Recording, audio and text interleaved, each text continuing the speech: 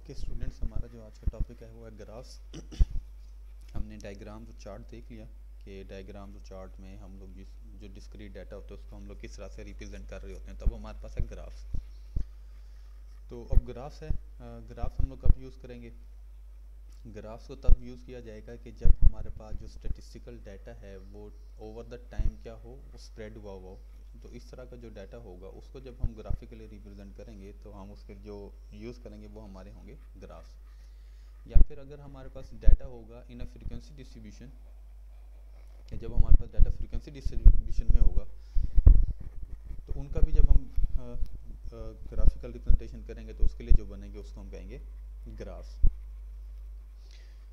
तो ग्राफ है क्या? बेसिकली ग्राफ हमारे पास ये है कि ये एक हमारे पास पिक्टोरियल रिप्रेजेंटेशन है। मीन हम उसको क्या करें, पिक्चर में रिप्रेजेंट कर रहे हैं दो क्वांटिटीज़ का, कि एक क्वांटिटी की वजह से दूसरी क्वांटिटी में जो चेंज होगा, जो एक की वजह से दूसरे में चेंज आएगा, जिसको relative changes between two quantities of which one varies as result of the change in an other.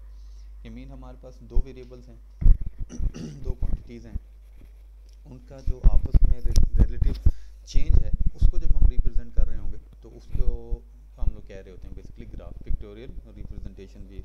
और इसकी आगे कंप्लीट डेफिनेशन लिखी हुई है।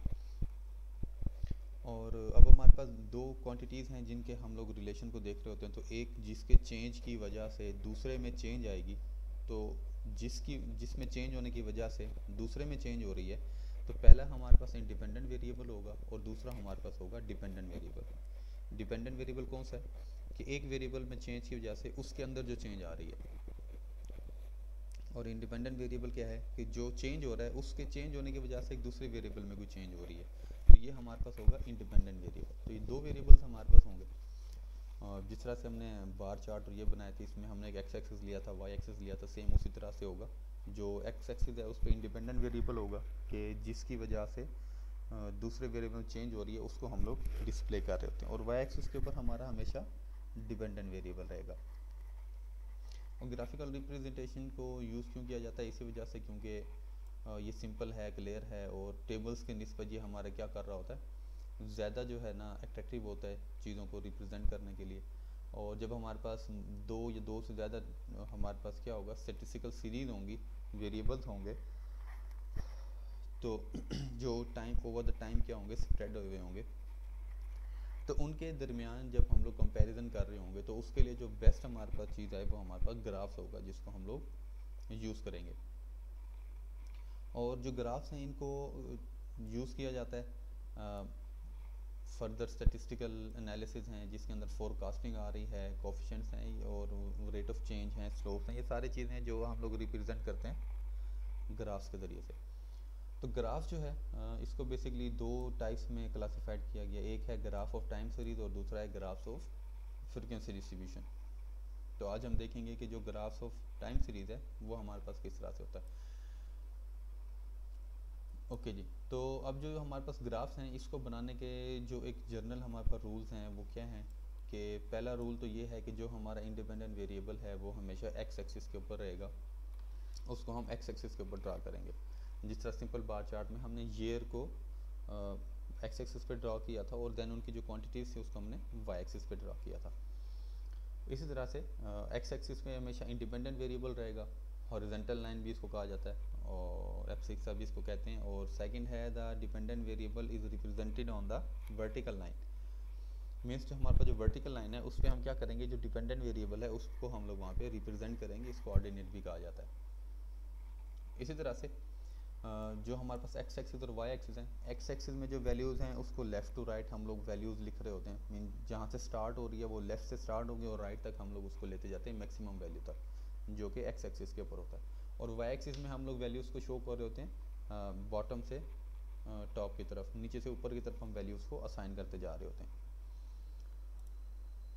और इसमें एक और चीज़ है कि जो वाई एक्सिस का स्केल होता है वो हमेशा हमने देखा था ज़ीरो से स्टार्ट था, और ज़ीरो से ऑनवर्ड जब हम लोग ड्रा करते गए थे तो हम लोगों ने क्या किया था कि जब हमने ज़ीरो से ऊपर हमने वैल्यूज़ को पॉइंट प्लॉट करना शुरू किया था, लिखना शुरू किया था, पॉइंट बनाए थे, तो हमने उनके दरमियान में इंटरवल को सेम रखा था कि उनके दरमियान में जो डिस्टेंस है पॉइंट्स के दरमियान में वो आपका इंटरवल जो है वो आपको क्या होना चाहिए, सेम होना चाहिए।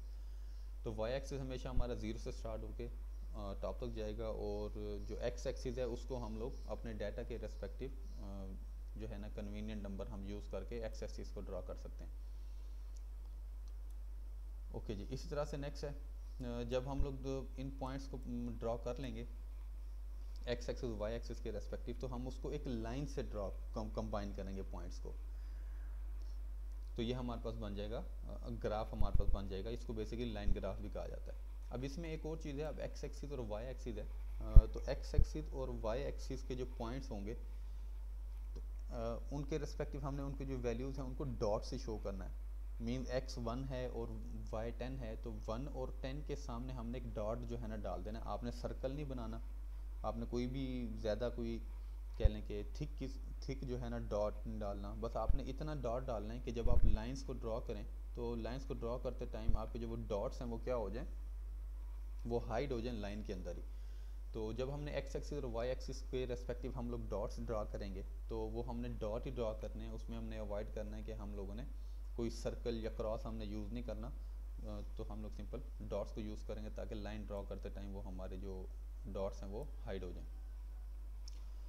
इसी तरह से कैप्शन हैं, एक्स एक्सिस का कैप्शन होता है जो कि एक्स एक्सिस के नीचे लिखा हुआ होता है, और वाई एक्सिस का भी कैप्शन होता है जो कि लेफ्ट साइड पे लिखा होता है। मीन्स के वाई एक्सिस के ऊपर किस चीज़ को हम शो कर रहे हैं और एक्स एक्सिस पे हम किस चीज़ को शो कर रहे हैं, ये चीज़ हमारे पास होती है जिसको हम लोग कॉलम कैप्शन एक्सिस कैप्शंस कहेंगे। और हर ग्राफ का हमारे पास एक टाइटल भी होता है कि ग्राफ जो है ये बेसिकली हमने किस डाटा को लेकर ड्रॉ किया हुआ है, ये किस चीज़ को रिप्रेजेंट कर रहा है, वो चीज़ भी हमारे पास यहाँ पे होती है। ओके, अब है कि अगर हमारे पास एक से ज़्यादा वेरिएबल आ गए जिसको हमने सेम ग्राफ के ऊपर ड्रा करना, जैसा से मल्टीपल बार चार्ट था और कंपोनेंट बार चार्ट था, उसमें कंपोनेंट्स में हमने उस एक बार के कंपोनेंट्स बना दिए थे, देन उनके डिफरेंट शेड उसके अंदर हमने यूज़ कर लिए थे। मल्टीपल बार चार्ट में एक पीरियड ऑफ टाइम के लिए हमने दो, अगर हमारे पास कैटेगरीज थी तो हमने दो जो है ना उधर ही एक टाइम पे दो बार बनाए थे। इसी तरह से जब हमारे पास ये लाइन चार्ट होगा या ग्राफ होगा हमारे पास, तो ग्राफ में हम क्या करेंगे, जब एक से हम लोग इसमें लाइन ड्रॉ कर रहे होते हैं, तो एक से ज़्यादा जब आपके पास वेरिएबल्स आएंगे तो उसको हम लोग किस तरह से ड्रॉ करेंगे। तो हम लोग ये करेंगे कि एक हमने बिल्कुल स्ट्रेट लाइन ड्रॉ कर दी, दूसरे को हमने थोड़ी डैश वाली लाइन डैशिश डाल के लाइन ड्रॉ कर दी, तीसरे को हमने डॉटेड डाल के ड्रॉ कर दी, या फिर हमने डिफरेंट कलर्स से हमने क्या किया, उनकी जो लाइंस हैं हमने उनको ड्रॉ कर दिया ताकि डिफ्रेंशिएट हो कि कौन सा जो लाइन है वो किस वेरिएबल के लिए है और कौन सी लाइन किस वेरिएबल के लिए है। तो इसमें हम एक से ज़्यादा वेरिएबल्स पे अगर हमने ड्रॉ करने हो तो वो भी हम इजीली ड्रॉ कर सकते हैं। बहुत ज़्यादा हमने ड्रॉ नहीं करने, अमूमन 4 या 5 तक हम लोग वेरिएबल्स को एक प्लॉट में ड्रॉ कर लेते हैं, लेकिन अगर 5 से ज़्यादा इंक्रीज़ कर दें तो देन हम उसको 2 पार्ट्स में डिवाइड कर लेते हैं। हम तो एक ही में इतने सारे लाइंस को हम लोग ड्रॉ नहीं करते, वो फिर हमारे लिए अंडरस्टैंडेबल नहीं होता, वो बहुत ज़्यादा मुश्किल हो जाता है।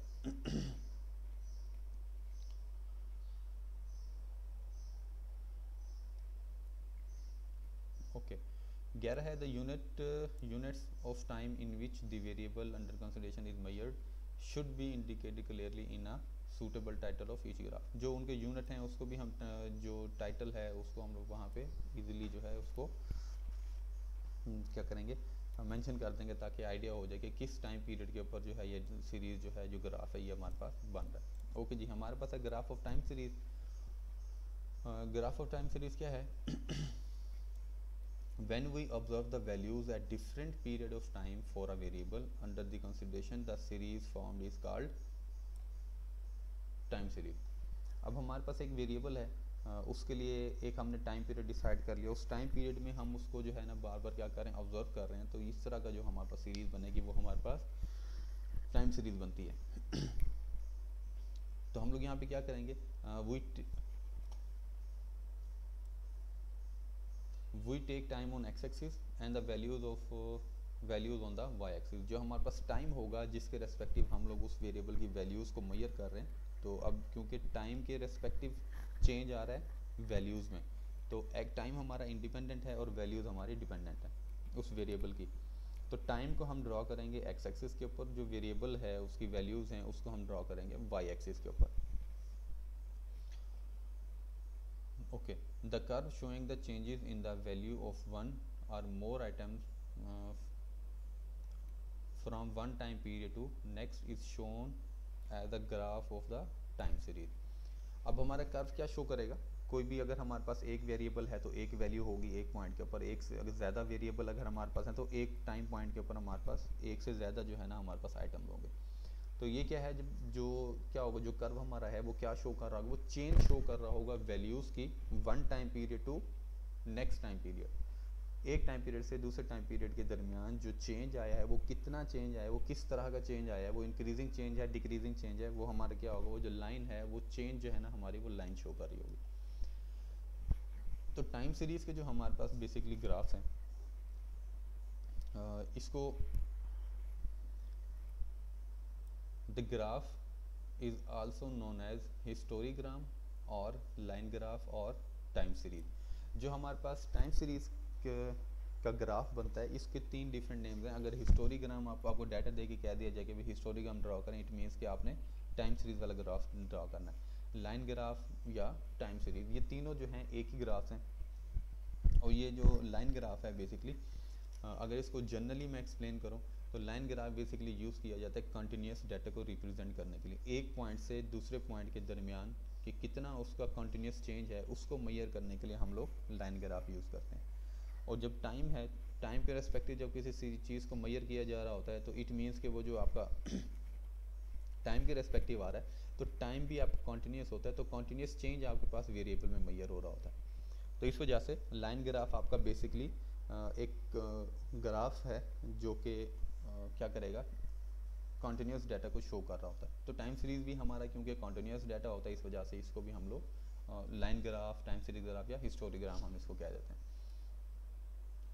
और टाइम सीरीज़ के कुछ एडवांटेजेस जो है ना यहाँ पे बताए गए हैं कि बिल्कुल सिंपल है, इजी ग्राफ है और कोई स्पेशल टेक्निक या स्किल की इसमें ज़्यादा ज़रूरत नहीं पड़ती है आपको। आपने जस्ट क्या करना है, दो पॉइंट्स पे जहाँ पे वैल्यू आ रही है उस पर आपने डॉट डाल देना है और डॉट डालने के बाद देन आपने उन पॉइंट्स को कंबाइन कर लेना है तो आपका क्या बन जाएगा, ग्राफ बन जाता है।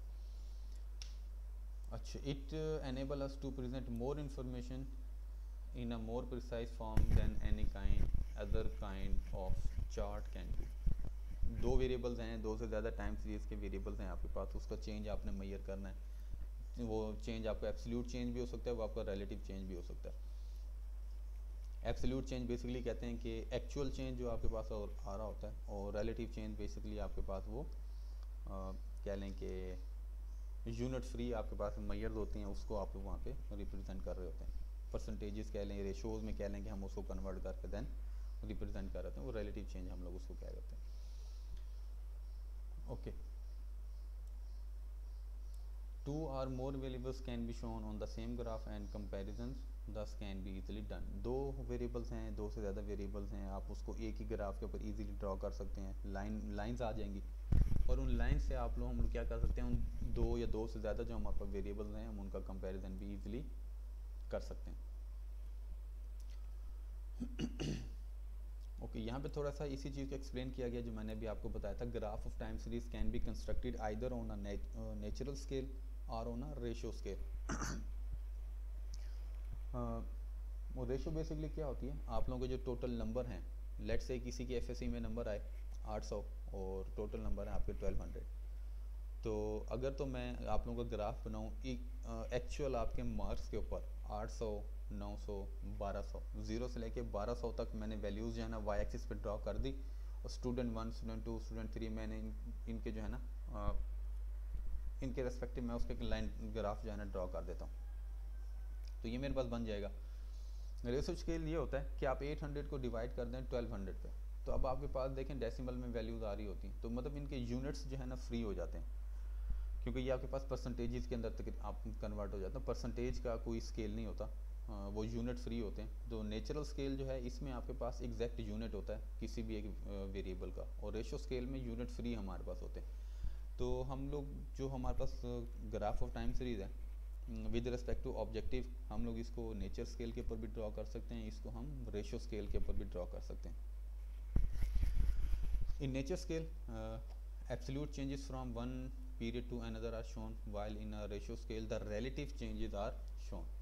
तो एब्सोल्यूट में जो एक्चुअल चेंज है उसको शो किया जा रहा होता है, और जो आपके पास रिलेटिव जो रेशियो स्केल है उसके ऊपर रिलेटिव चेंजेस को जो है हम लोग शो कर रहे होते हैं। तो देन आगे इसकी डिफरेंट टाइप्स बताई हुई हैं कि various types and time series of nature and ratio scale. Simple graph जो है for one variable, two variables या दो से ज़्यादा वेरिएबल्स हैं, या अगर आपके पास दो वेरिएबल्स हैं और उन दोनों के यूनिट डिफरेंट हैं उसको भी हम ड्रा कर सकते हैं। रेंज ग्राफ है, नेट बैलेंस ग्राफ है और बैंड ग्राफ है। ये सारे जो हमारे पास थे, जो मैंने भी आपको टाइप्स पढ़ के बताई, ये हमारी सारी हैं नेचुरल स्केल के लिए, नेचर स्केल जो हमारे पास है। और वाइल जबकि रेशो स्केल जो है, रेशो स्केल के लिए जो से ग्राफ यूज़ किए जाते हैं, इसको लॉगरिथमिक ग्राफ भी कहा जाता है, सेमी लॉगरिथमिक ग्राफ भी कहा जाता है, रेशो चार्ट भी इनको कहा जाता है। इनकी थोड़ी सी जो इंट्रोडक्शन है वो आप लोगों को मैंने दिया हुआ है, बाकी आप हम लोग यहाँ पे जस्ट क्या करेंगे, जो सिंपल हमारे पास ग्राफ है हम उसको देखेंगे। ओके जी, ये एग्जांपल है। अब टाइम के रिस्पेक्टिव हमारे पास क्या है, अब हमारे पास वैल्यूज़ आ रही हैं।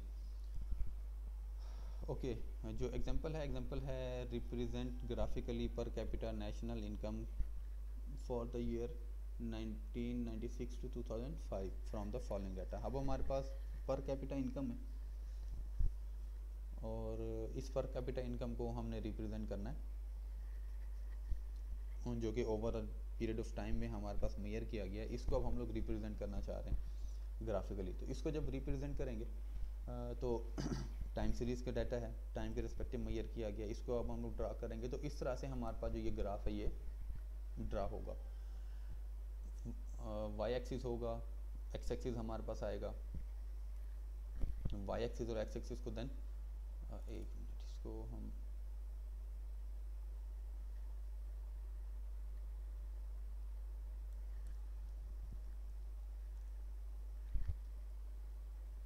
वाई एक्सिस है और एक्स एक्सिस के रेस्पेक्टिव हम लोग इसको ड्रॉ करेंगे। और यहाँ पे एक चीज़ आप लोगों ने देखी कि वाई एक्सिस हमारा हमेशा जीरो से स्टार्ट होगा और ऑनवर्ड्स हम कोई भी एक कांस्टेंट इंटरवल लेके इस वैल्यूज़ को हम लोग यहाँ पे ड्रॉ करते जाएंगे। इंटरवल हम अपनी मर्ज़ी से ले सकते हैं, कम भी ले सकते हैं, ज़्यादा भी ले सकते हैं। तो हम यहाँ पे जो इसका इंटरवल है वो हम चेंज कर देते हैं। चल हमारे पास ग्राफ बन जाएगा टाइम सीरीज़ का, इसको हम लोगों ने ड्रॉ करना है। और यहाँ पे अभी हमने इसके टाइटल्स नहीं डाले हुए, टाइटल हमारे मिक्स हो गए। ओके, जो वाई एक्सिस है, वाई एक्सिस के ऊपर हमारे पास है इनकम, इसको हम यहाँ पे मेंशन कर दें ताकि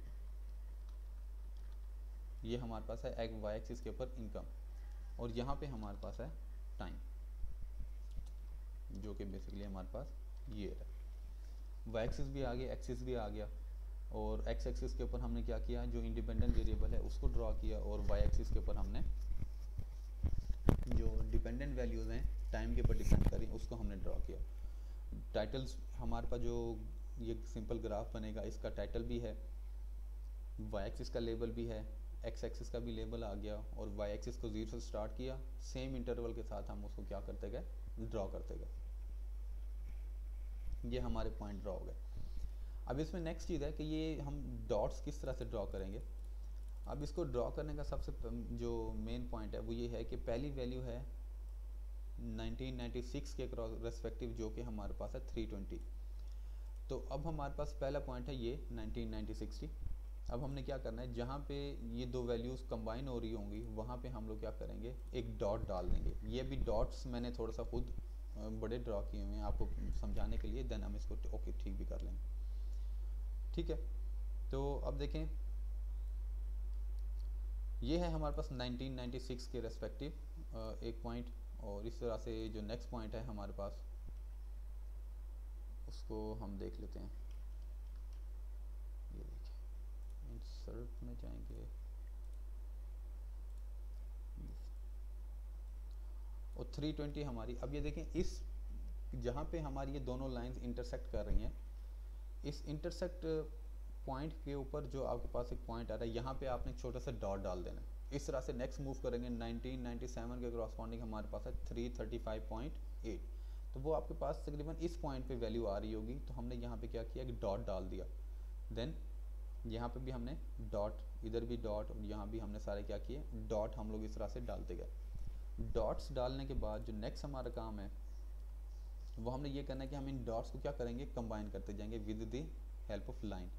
पहले डॉट से दूसरे डॉट तक लाइन ड्रॉ की, देन लाइन ड्रॉ की, तो इनको हम क्या करेंगे, डॉट्स को कंबाइन करते जाएंगे। तो जैसे जैसे हम इनको कंबाइन करते जाएंगे हमारे जो ये पॉइंट्स हैं ये क्या होंगे, डॉट्स जो हैं ये सारे हाइड हो जाएंगे और हमारे पास इस तरह से एक आपके पास लाइन बन जाएगी। तो देखें यहाँ पे जो डॉट्स हैं हमारे पास, जो हमने डॉट ड्रॉ किए थे वो हमारे हाइड हो गए इस लाइन में। तो आप लोगों ने जो हमने पॉइंट पढ़ा था, रूल्स हमने पढ़े थे जिसमें हम देखा था कि टाइम सीरीज़ का जो हमारे पास पॉइंट था कि जब हम उनके पॉइंट्स को एक्स और वाई एक्सिस के रेस्पेक्टिव उनके डॉट्स डाल रहे होंगे तो हमने डॉट ही डालना है, उसके रेस्पेक्टिव हमने कोई सर्कल या क्रॉस या कोई भी इस तरह का सिंबल या हमने वो यूज़ नहीं करना कि जब हम लाइन ड्रॉ करें तो वो हमारा हाइड ना हो। तो सिंपल हमने क्या करना है, छोटा सा डॉट डाल देना है कि हमें पता लगे कि ये पॉइंट है और इन पॉइंट्स को हमने आपस में लाइन के थ्रू हमने क्या करना है, कंबाइन करना है। तो सिंपल हम उनको क्या करेंगे, कंबाइन करते जाएंगे और हमारे पास इस तरह से पॉइंट्स आ जाएंगे। तो ये था सिंपल, जब हमारे पास टाइम सीरीज़ का ग्राफ हो तो टाइम सीरीज़ के ग्राफ को हम लोग किस तरह से ड्रॉ कर सकते हैं, क्या उसके एडवांटेजेस हैं और क्यों उसको ड्रॉ किया जा रहा होता है। ओके, नीचे अब ये थोड़ी सी उनकी एग्जांपल्स थी। अच्छा, अगर यहाँ पे हमारे पास अगर एक से ज़्यादा सीरीज़ होती, अभी हमारे पास जैसे पर कैपिटा है, अगर हमारे पास ये पर कैपिटा इनकम होती पाकिस्तान और यहाँ पे नीचे होती इंडिया के लिए, तो इसी तरह से एक और लाइन हमारी ड्रॉ हो जाती। उस लाइन को ड्रॉ करने के बाद हम लोग क्या करते, जो हमारे पास वैल्यूज़ हैं उसको देख के हम लोग उनको ऑब्ज़र्व कर लेते हैं। अगर इसको मैं यहाँ पे थोड़ा सा देखूँ,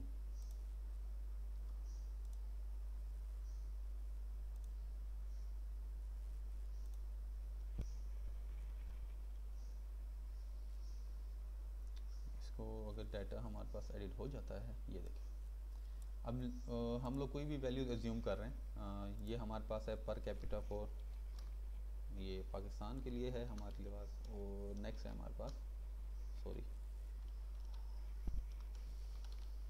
ये हमारे पास है इंडिया के लिए। अब इसके लिए भी हम लोग क्या करेंगे, वैल्यूज़ को प्लॉट करते जाएंगे। हम कोई भी वैल्यूज एज्यूम कर लेते हैं, ठीक हो गया। जस्ट फर्जी वैल्यूज़ हैं, एक्चुअल वैल्यूज़ नहीं है हमारे पास। ओके, 330 है, देन 360 है, 335 है,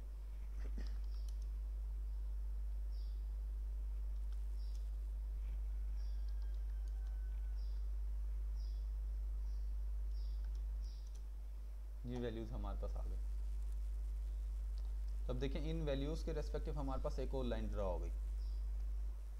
तो इस तरह से एक जो लाइन है हमारे पास वो हमारे पास ड्रा हुई ब्लू कलर में, जो कि इंडिया के लिए है, और जो ब्लैक वाली है वो आपके पास पाकिस्तान के लिए शो हो रही है। तो इसी तरह से हमारे पास एक या एक से ज़्यादा जब हमारे पास सीरीज़ होंगी तो उनको भी हम लोग क्या कर सकते हैं, यहाँ पे यूज़ कर सकते हैं। उसका जो उनका जो कंपैरिजन है, देन वो कंपैरिजन भी हम लोग क्या कर सकते हैं, इजीली यहाँ पे ड्रॉ कर सकते हैं। तो इस तरह से हम लोग देन शो भी कर देंगे कि जो ब्लैक लाइन है आपके पास वो किस चीज़ को शो कर रही है, और जो ऑरेंज लाइन है वो आपकी किस सीरीज़ को शो कर रही है। तो ब्लैक हमारी पाकिस्तान के लिए है, दूसरी हमारे पास इंडिया के लिए है। तो ये हमारे पास सीरीज़ है जिससे हमें आइडिया हो रहा है, और हम इन दोनों का कंपैरिजन भी बहुत ज़्यादा इजीली कर सकते हैं दोनों सीरीज़ का, कि दोनों में क्या डिफरेंस हमारे पास आ रहा है। ओके, जो ग्राफ्स में हमने देखा था दो थे, एक हमारे पास था एब्सोल्यूट ग्राफ था और दूसरा हमारे पास था रिलेटिव रेशो ग्राफ से हमारे पास नेचर स्केल और दिस। अगर हमारे पास दो वेरिएबल्स हैं और उनका यूनिट सेम है तो हमें क्या है, हम उनको सेम ग्राफ के ऊपर रिप्रेजेंट कर सकते हैं।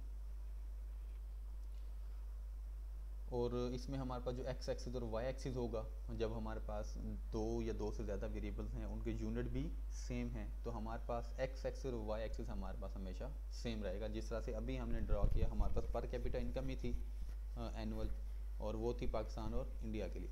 तो वो हमने देखा कि हम लोगों ने एक ही एक्स एक्सिस और वाई एक्सिस था, उसके ऊपर हमने दो लाइंस को क्या किया, दो वेरिएबल जो थे उसको हमने ड्रॉ कर दिया। Okay, the difference is that there will be two और more than two curves instead of one curve. जब हमारे पास दो से ज़्यादा कर्व्स हैं तो जो सिंपल ग्राफ है और जो हमारे पास ग्राफ ऑफ टू और मोर वेरिएबल्स के लिए, इन दोनों में डिफरेंस जस्ट ये रहेगा कि इन दोनों में हमारे पास एक से ज़्यादा ग्राफ्स हमारे पास होंगे। अभी जो हमने ऊपर ड्रॉ किया था, पहले मैंने आप लोगों को एग्जांपल दिखाया कि जब हमारे पास सिंपल ग्राफ था, उसके बाद हमने देखा कि हमारे पास दो आ जाएं वेरिएबल्स, दो वेरिएबल्स और सेम यूनिट, उसको हम लोग किस तरह से ड्रॉ कर सकते हैं। तो उसी जो दो या दो से ज़्यादा वेरिएबल्स है ग्राफ के लिए, उसी की यहाँ पे थोड़ी सी एक्सप्लेनेशन दी गई है। जो डिफरेंस है सिंपल और टू वेरिएबल्स ग्राफ में, वो ये है कि सिंपल वाले में एक ग्राफ हो, एक लाइन होगी आपके पास, और जो टू या two more than two variables वाला ग्राफ है, उसमें आपके पास दो या दो से ज़्यादा आपके पास लाइन होंगी। और इनको जो डिस्टिंग्विश करना है एक सीरीज़ को दूसरी सीरीज़ से, तो आप कुछ भी कर सकते हो। एक की थोड़ी थिन लाइन यूज़ करो, दूसरे की थिक लाइन यूज़ कर दो, एक को डॉटेड डाल दो, दूसरे को स्ट्रेट लाइन डाल दो, दूसरे को डैश के साथ आप लोग ड्रॉ कर दो, या डिफरेंट कलर्स आप लोग यूज़ करके उनको डिफ्रेंशिएट कर सकते हो। When the number of variable exceeds 5 or 6, the figure may be confusing if all the variable are shown on the same graph. जब हमारे पास एक से 5 या 6 से ज़्यादा हमारे पास जब भी आपके पास क्या होंगे वेरिएबल्स आ जाएंगे, तो उनको अगर हम लोग सेम ग्राफ के ऊपर ड्रॉ करेंगे तो वो हमारे लिए बहुत ज़्यादा कंफ्यूजिंग होता है, क्योंकि उनकी वैल्यूज़ बहुत ज़्यादा ओवरलैप कर रही होंगी, तो उनको अंडरस्टैंड करना हमारे लिए बहुत ही ज़्यादा मुश्किल हो जाता है। तो इस वजह से हम क्या करते हैं, इसको अवॉइड करते हैं और हम लोग एक उसको हम डिवाइड करेंगे, दो उसके दो ग्राफ्स बना लेंगे या दो से ज़्यादा ग्राफ्स बना लेंगे, वो डिपेंड कर रहा होगा हमारे ऊपर। ओके, अब हमारे पास वेरिएबल ऑफ डिफरेंट यूनिट्स हैं। इसमें से फ़र्क ये होगा कि हमारे पास जब दो वेरिएबल्स थे, उन दोनों के जो यूनिट्स हैं वो सेम थे, लेकिन अब दो वेरिएबल्स हैं, उनके यूनिट्स हमारे पास डिफरेंट हैं। एक हमारे पास पर कैपिटा इनकम है और दूसरी जो है आपके पास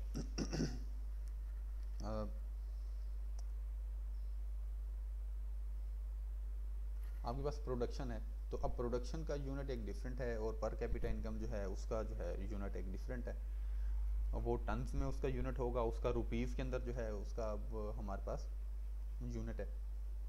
तो जब आपके पास इस तरह के वेरिएबल आ जाएं ओवर द टाइम पीरियड, आपके पास इस तरह के वेरिएबल्स आ जाएं जिनका यूनिट सेम नहीं है, तो इनको जो ड्रॉ करेंगे किस तरह से ड्रॉ होते हैं, ये एक्स एक्सिस हमारा सेम रहेगा, एक हमारे पास वाई एक्सिस होता है। तो एक्स एक्सिस का जो राइट साइड वाला कॉर्नर होगा, वहाँ पे हम लोग एक और वाई एक्सिस ड्रॉ करते हैं जो कि दूसरे वेरिएबल के यूनिट को शो कर रहा होता है। एक्स एक्सिस के ऊपर टाइम आ गया, हमने टाइम को ड्रॉ कर दिया। अब वाई एक्सिस है, वाई एक्सिस के ऊपर लेट से हमने पर कैपिटा इनकम को रख दिया। तो अब हमारे पास जो दूसरा यूनिट है वो है हमारे पास उसके प्रोडक्शन के लिए, जो कि टन्स में है।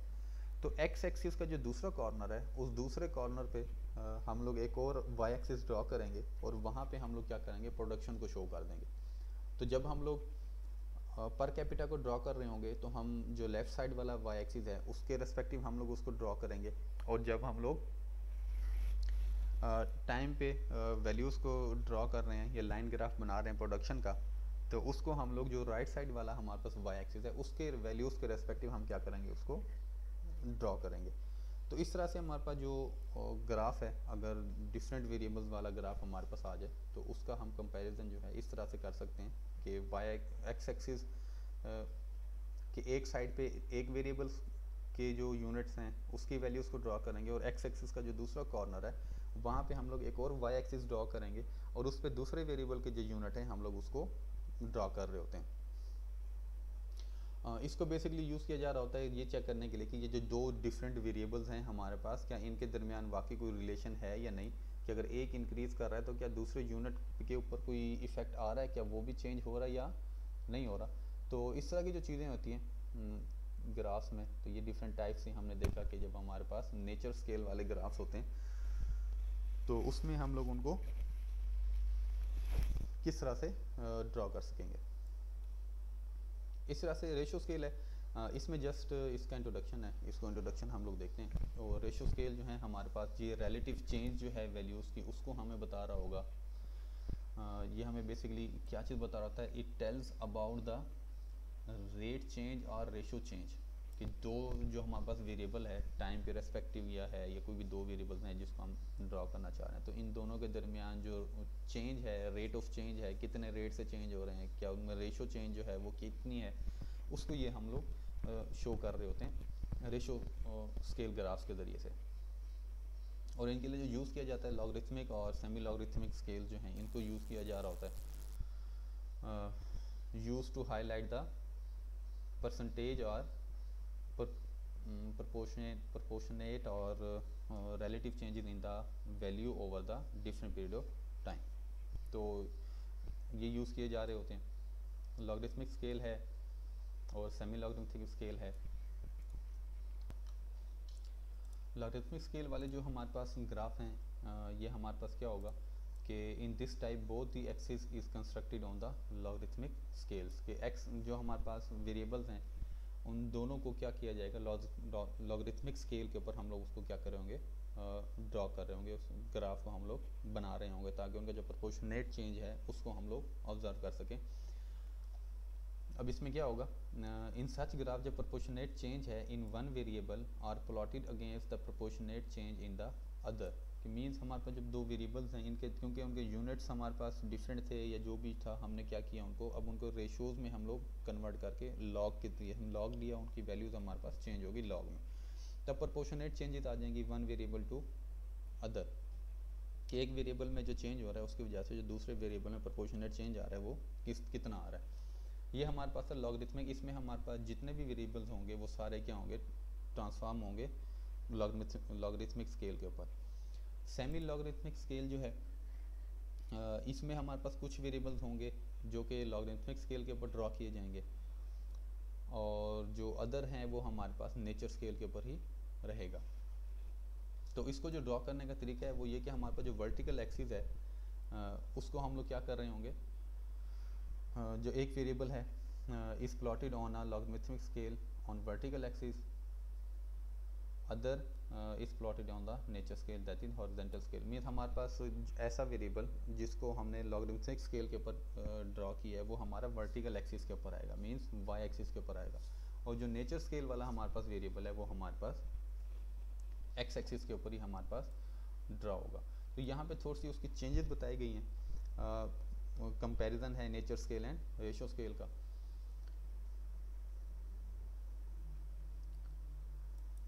नेचर स्केल में जो पहला पॉइंट है वो है equal vertical distances represent equal absolute change, और सेकंड जो रेशो स्केल का पहला पॉइंट है वो भी यही कहता है कि equal vertical distances represent equal proportional changes.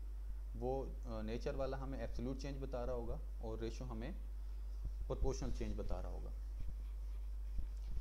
Okay और जो नेचुरल स्केल है, नेचर स्केल में हमारे पास ज़ीरो और नेगेटिव वैल्यूज जो हैं इनको शो किया जा रहा होता है, और जो रेशो स्केल है zero and negative values can not be shown on the graph. जो रेशो स्केल के हमारे पास ग्राफ्स होंगे उसमें हम ज़ीरो और नेगेटिव वैल्यूज़ को ड्रा नहीं कर सकते।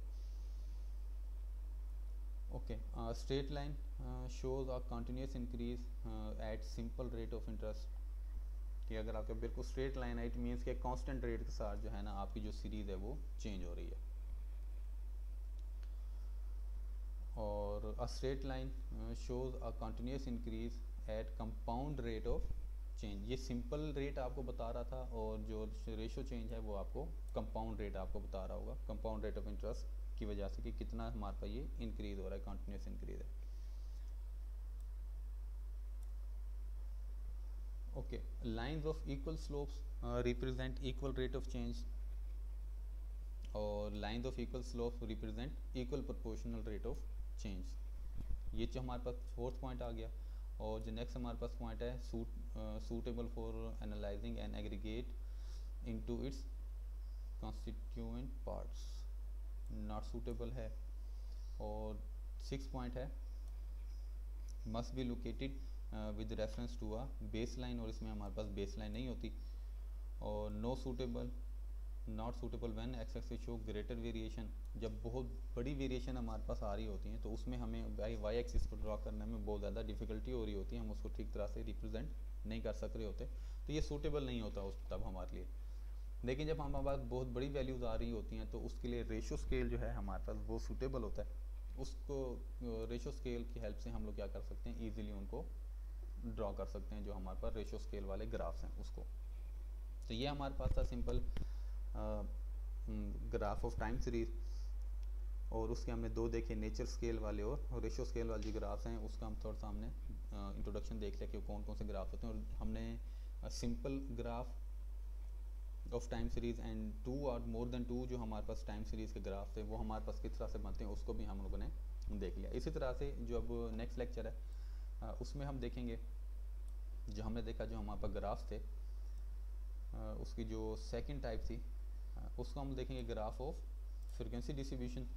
ये जो फ्रीक्वेंसी डिस्ट्रीब्यूशन हमने बनाई थी उस फ्रीक्वेंसी डिस्ट्रीब्यूशंस के जो ग्राफ्स हैं उसको हम लोग अब किस तरह से बना सकते हैं, नेक्स्ट लेक्चर में हम लोग इंशाल्लाह उस पॉइंट को गो थ्रू करेंगे। इंशाल्लाह नेक्स्ट लेक्चर में फिर आप लोगों से डिस्कस करेंगे।